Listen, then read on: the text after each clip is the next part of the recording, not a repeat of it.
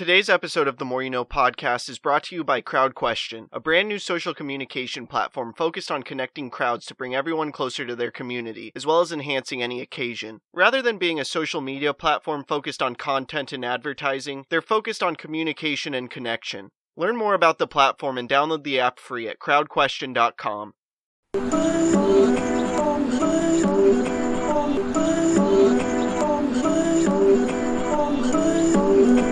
I'm just trying to make it all make sense. Today's More You No podcast.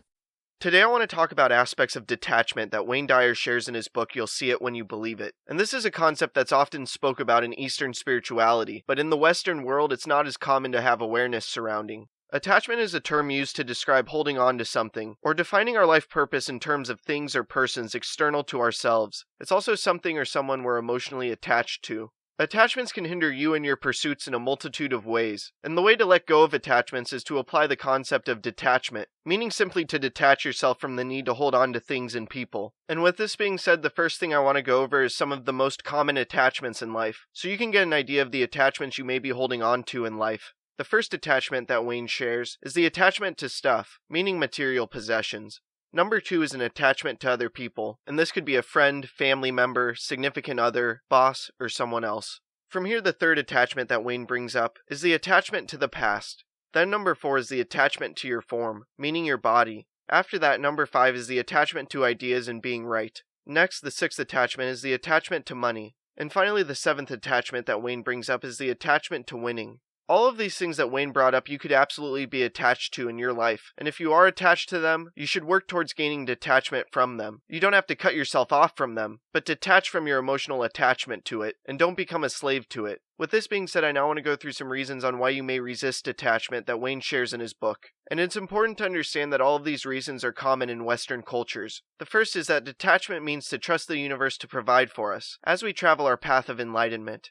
Number 2 is that we work hard at a given profession, and that we work so hard to climb the ladder of success, denying ourselves a majority of our years, and hoping for a future reward, ultimately attaching on to this. Then the next reason is that many people conclude that detachment means not having anything and consequently having to sacrifice everything, and in short giving up everything good in life, instead of meaning freeing yourself from needing attachments.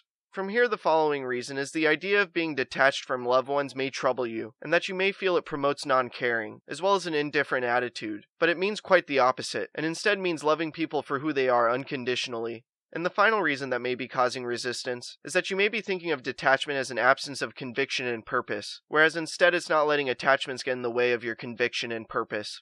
And the final thing I want to go through are some ideas that Wayne shares that will help you implement detachment in your life. The first thing to do is to focus on going with the flow with what you encounter, rather than being critical of it.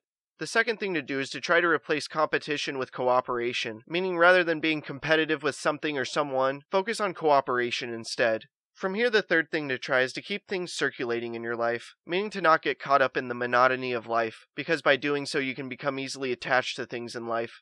The next thing to do is to talk to yourself about your attitude towards ownership. Do you have attachments and believe that you can own things? Or do you realize that you can never own anything, and that you can't take anything with you to the grave? Something I've previously discussed on the podcast.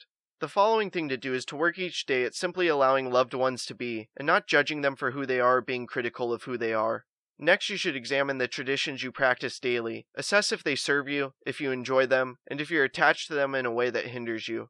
Then the next thing you should do is practice looking in the mirror, and lovingly acknowledge the fact that you're aging.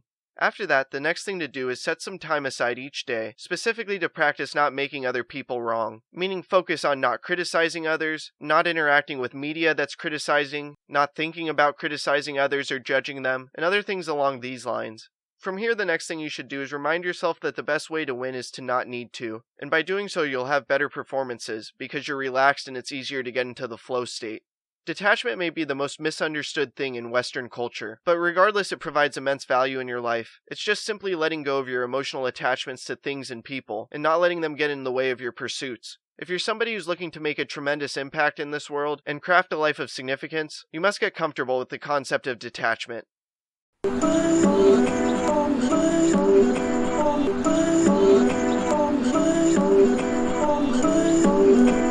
I'm just trying to make it all make sense. Today's More You No podcast.